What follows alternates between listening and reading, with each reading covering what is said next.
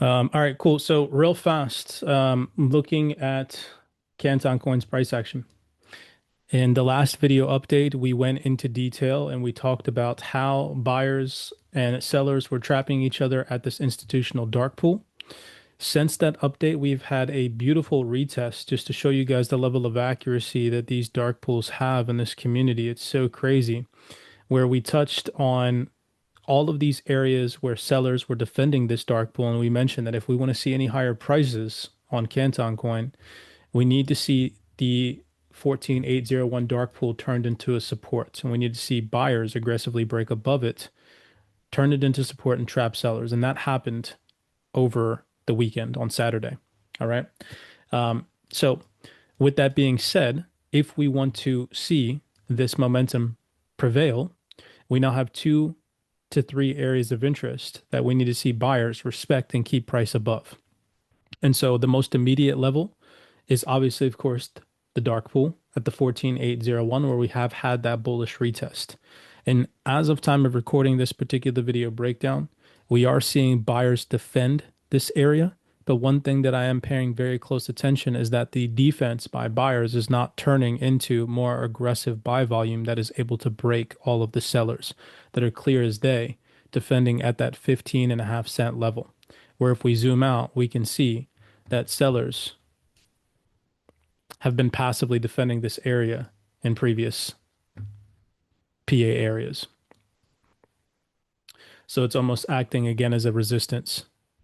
So right now, we're kind of in this phase where if buyers can sustainably hold above the 14801 and we can see them aggressively break above the passive sellers that are defending 15.5 cents, and we can start to continue to make bullish price action above these most recent highs, and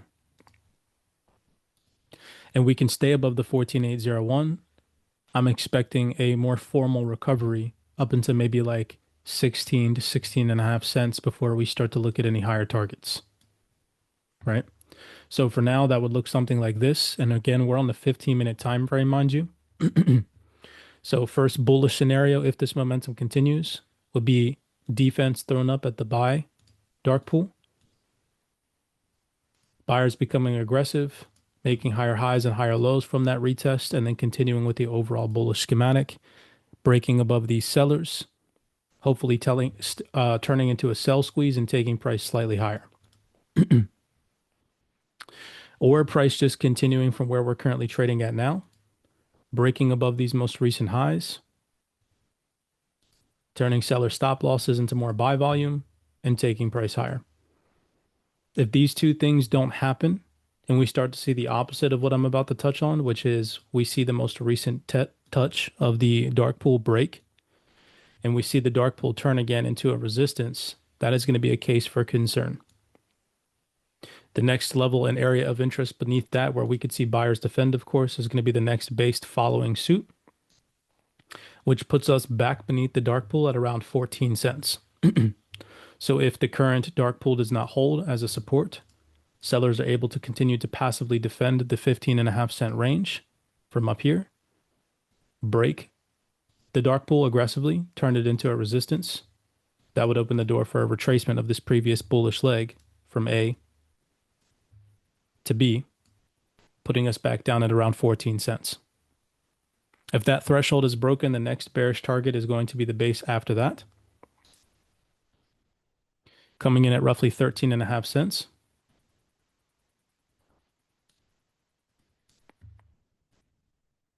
As our last area of defense that buyers could defend before we do come down into that 12,275. So for now, we do have some levels that sellers need to overcome before we see those lower areas. The most immediate hurdle for sellers to overcome is going to be the dark pool at the 14801. Underneath of that, buyers will likely be seen defending the 14 cent area. If sellers can beat buyers there, then the last area of defense that buyers could defend at is going to be 13.5 cents. And if sellers are able to overpower buyers at that area, then that is most likely going to be the case to open the door for a buy squeeze beneath these lows and push price down into 12,275. Far stretch away from where we're currently trading at, We definitely need to see sellers put in some work to get there, but it is still possible. To the upside, if buyers do break above these highs aggressively and we see a sell squeeze, we still have to the upside before we get too super excited about any higher targets on Canton, that 18194 sell dark pool that we need to overcome. If we can turn that into a support, I'm personally going to go outright and assume that that's going to lead to a sell squeeze above the most recent highs at the 19214. And if we were to see that in a bullish case scenario looking forward into the future, we do have the 22 to 26 cent region on our radar. I think the highest dark pool right now that we have is 29 cents, if I'm not mistaken. So just be mindful of those upper boundary targets. Right now, also, too, the triple moving averages are holding support. So we did just have a recent crossover. It would not be unreasonable to have a retest of this before going higher. So we need to see price maintain stability above 14,801 if we are to expect any higher prices. And if not, and we see buyers give up that threshold, expect some possible deeper retracements and even lower levels on Canton. All right. XRP. XRP, pretty accurate analysis. Over the weekend, we touched on how price came into $1.36 to $1.34. We're still hovering in a consolidation phase around this area.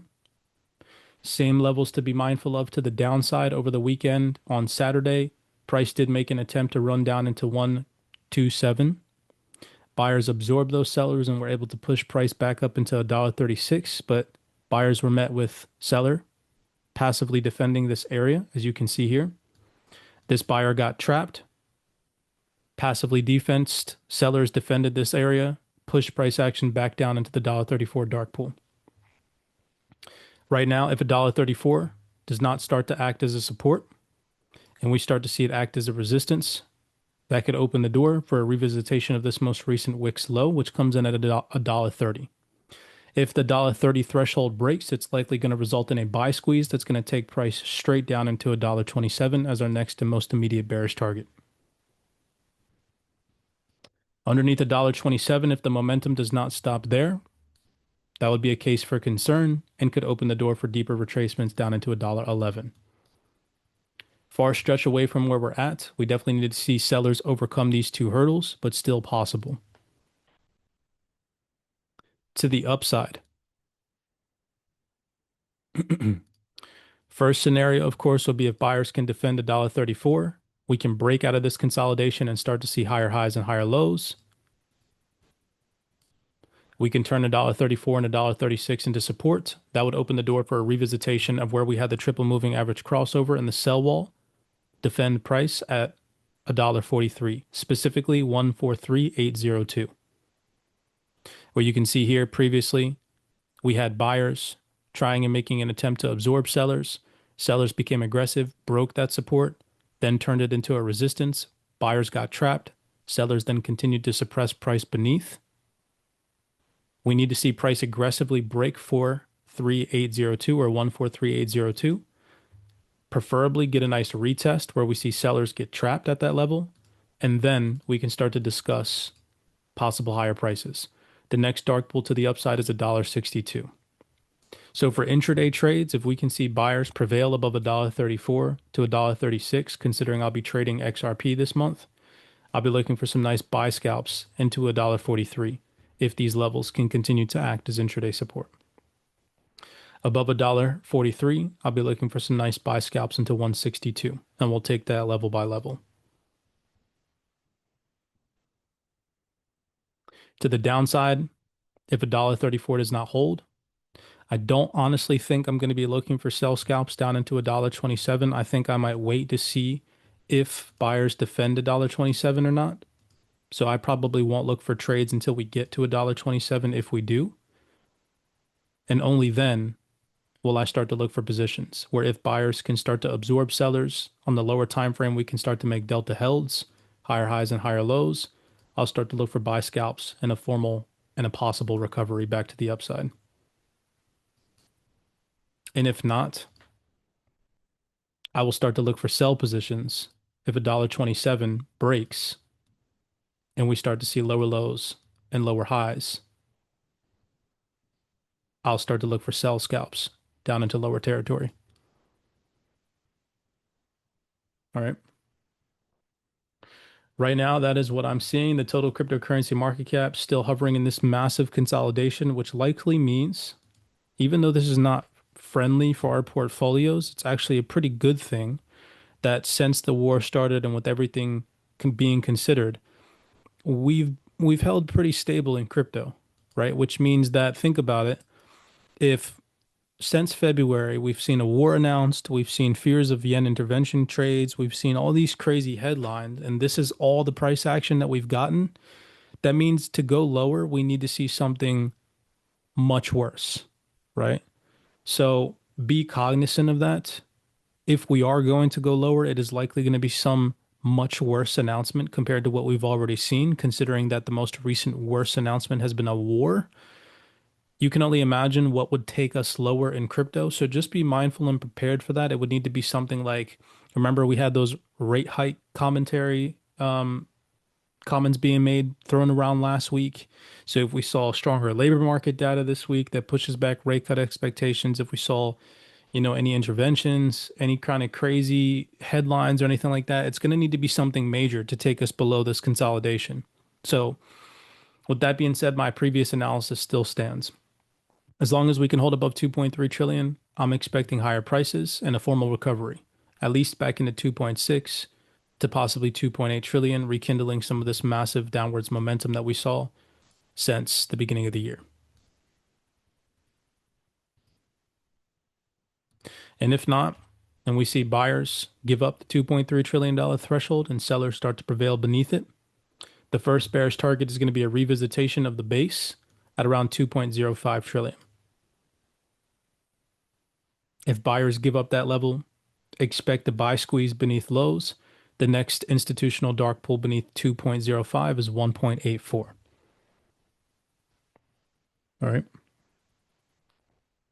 Outside of that, though, that is the update for crypto. I'll leave the floor open for questions. I'll let it breathe. If you guys have anything, if not, then enjoy your week ahead. With that being said, starting off with the boring stuff first, just so that we're all on the same page. Last week's market sell-off, it was not random. It was the result of multiple macro forces aligning at once. Geopolitical tensions, resilient U.S. economic data, and central banks reinforcing a higher for longer narrative. Remember, we touched on this in a Zoom call where we as a community typed out a whole bunch of, oh shit, I changed my microphone. Where we as a community typed out a whole bunch of different things that were weighing on market sentiment. You guys did a great job. We touched on that in the last Zoom call, and I let you guys answer those questions, which just goes to show that everybody was paying attention. We know that when all three of these things hit together, the outcome is almost always the same. Liquidity pulls back and risk assets tend to struggle. The biggest driver behind the move was the sharp escalation in tensions, of course, between the United States and Iran. Throughout the week, markets were extremely sensitive to every headline as uncertainty around military action, energy infrastructure, and global trade routes continued to build. By the end of the week, it was clear that this was not just a regional issue, it had global implications and still does. President Trump extended the deadline on strikes against Iranian infrastructure to April 6th. That is important considering something that he just recently threatened, right? So he just recently threatened on attacks on civilian infrastructure in Iran, especially if they don't open up the Strait of Hormuz. And we have the date of that, which I'm assuming most people on the internet probably don't pay attention to these dates, but you guys know we do. So that means the next week is going to be absolutely critical. Is there some formal negotiation that is announced and addressed between Iran and the United States that Iran confirms? Or does the situation continue to escalate? Does President Trump extend strikes on Iranian civilian infrastructure and put ground troops in Iran, which we know that they are positioned in order to do so? And so, this signals that negotiations are still on the table. However, the situation remains fragile. The effective closure of the Strait of Hormuz, one of the most critical arteries for global oil supply, has intensified fears of supply disruptions, rising energy prices, and ultimately stagflation. Remember, that word stagflation is not something that we like to see that benefits risk assets. Okay. Over the weekend, those concerns escalated further. We had Yemen's Houthi forces, backed by Iran, launch missile strikes towards Israel, marking a significant expansion of the conflict. While the attack was intercepted, the message was clear. This war is no longer contained. Analysts are now closely watching the Bab el Mandeb Strait. Hopefully, I'm pronouncing that correctly. Probably not, but which is another key choke point for global trade, where disruptions could further strain supply chains. This is where markets begin to connect the dots. We're not just dealing with war headlines, we are dealing with global trade risk now. Major shipping routes are under threat, and companies like Maersk have already adjusted operations in response to regional instability. When shipping slows and energy prices rise, inflation risk increases and economic uncertainty deepens, which again are two critical factors that do not support a risk on backdrop. And if they intensify, could worsen the risk scenario. So that's exactly what we saw reflected in oil markets, with prices pushing to their highest levels in over 3 years. Rising oil does not just impact energy, it feeds into transportation, manufacturing, and consumer costs globally. As we've seen recent announcements from certain Asia countries, they're limiting transportation because of the lack of oil flowing through certain jurisdictions and so on and so forth, which of course can have global implications for economic conditions and so on and so forth. This is why markets quickly shifted into a defensive posture. At the same time, rhetoric from Iranian leadership has added another layer of tension. Officials have accused the U.S. of preparing for a potential ground invasion while publicly engaging in negotiations. Meanwhile, the U.S. has increased its military presence in the region that had taken place over the weekend, including deploying additional forces such as the USS Tripoli. Even if no immediate escalation occurs, the perception of risk alone is enough to move markets. And that's the key theme right now: perception and how it's driving price. While geopolitical tensions were weighing on sentiment, economic data still providing no relief as of time of recording this particular video breakdown. In recent weeks, we've had labor market and inflation data continuing to show resilience and no signs of imminent cooling, reinforcing the idea that the US economy is not slowing fast enough to justify any aggressive rate cuts for now, because of course that could change this week depending on how the data comes out. But we know that that creates a difficult environment and backdrop for risk assets. When inflation remains elevated, plus employment remains stable and wages continue to hold, it gives the Federal Reserve justification to keep interest rates elevated for a prolonged period of time. We had recent commentary from Fed officials last week as well support this, suggesting that inflation remains well above the target and that policy will likely stay restrictive for longer than markets initially had hoped, unless we get any data or shift in sentiment that could say otherwise. This higher for longer narrative is one of the most important drivers behind last week's sell-off. It tightens financial conditions, strengthens the dollar, and reduces liquidity expectations, all of which put pressure on assets like crypto and equities. Global central banks are also reinforcing this tone. We have the Bank of Japan signaling that further rate hikes are possible if economic conditions allow. At the same time, Japan faces rising energy costs due to its dependence on imports, which complicates its economic outlook and adds volatility to currency markets. This combination of geopolitical instability, resilient data, and hawkish central banks create a powerful risk-off environment, as we've seen in recent weeks. Capital tends to flow into safety, i.e. the US dollar, and in some cases gold.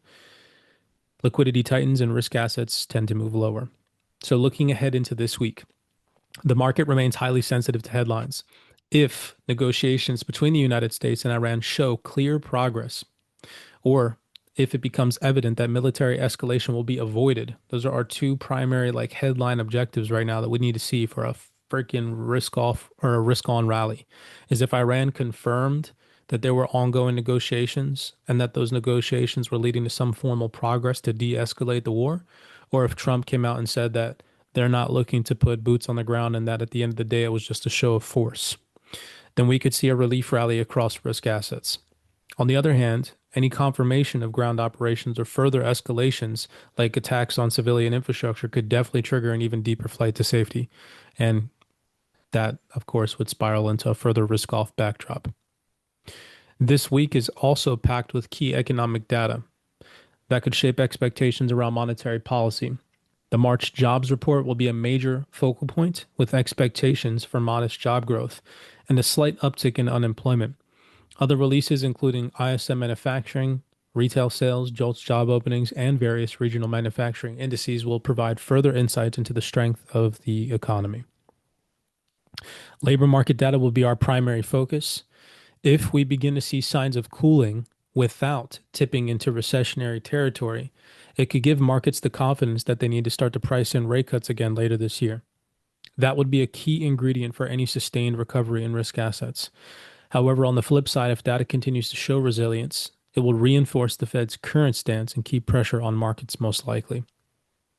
Another key variable to watch, of course, is the Japanese yen. If the yen weakens too much, there is a growing risk of an intervention from Japanese authorities. Historically, this can trigger carry trade unwinds, and we've touched on that in multiple fronts before, so we'll leave it there. We also, of course, geez Louise, I'm telling you, the fundamental backdrop right now is crazy. We have the developments between the United States, Europe, China on the tariff front, and how those things will also be on focus. I read a report over the weekend that involved trade agreements between the United States and the European Union and how it introduced both opportunity and uncertainty, particularly with tariff structures and energy commitments still being negotiated. Any shifts here could further influence global growth expectations and market sentiment. So just remember, of course, on the backdrop of the geopolitical hotspots in Russia, Ukraine, and Iran and the United States, any uncertainty that tariff related announcements could bring to global markets could obviously, of course, need to be something that we factor in. So just be mindful of those things, even though the geo hotspots have been our headline focus. Right now, crypto is currently trading. This needs to be changed because it's slightly popped back above the $2.3 trillion level, but nonetheless, the analysis still stays the same as it has been literally for the past 2 months now. If we continue to hold support above $2.3 trillion in the total crypto market, I am expecting, under the backdrop of fundamentals that support a risk on relief rally, for that momentum to continue to the upside, where we will be targeting 2.6 to 2.8 to possibly $3 trillion for a nice relief rally in crypto. Inversely, if crypto remains suppressed below $2.3 trillion and the sentiment deteriorates further, then we still have the $2.05 trillion threshold or a revisitation of February lows. And if that does materialize, in my personal opinion, it's not going to stop there. We're probably going to see a buy squeeze, and we're probably going to see buyer stop losses get taken, and we're probably going to see a move down into lower territory if that were to come into fruition. All right. So that is the backdrop this week. We have tariff related tensions, geo hotspots to be mindful of, possible carry trade unwinds under intervention worries and fears, hawkish central bankers. And we also have, of course, the Iran, debacle taking place and taking shape. So many things to be mindful of outside of course, the labor market data this week. Now is not the week to ignore fundamentals. It's very important that you're on the right side of the fundamental developments, especially if we were to see de-escalation and you're still in this, I'm going to aggressively sell mindset. We have to be very reactive, where if the sentiment shifts, we can't marry outdated biases from previous weeks because we've been in a bearish environment and we've been so used to, over the past, let's just say month, taking sells. So just be very mindful of that. Not marrying a bias. I put in the bottom of this report, stay aware, stay reactive, and most importantly, do not marry any biases. All right, take each day, day by day, and go off the sentiment for that day to take your trades.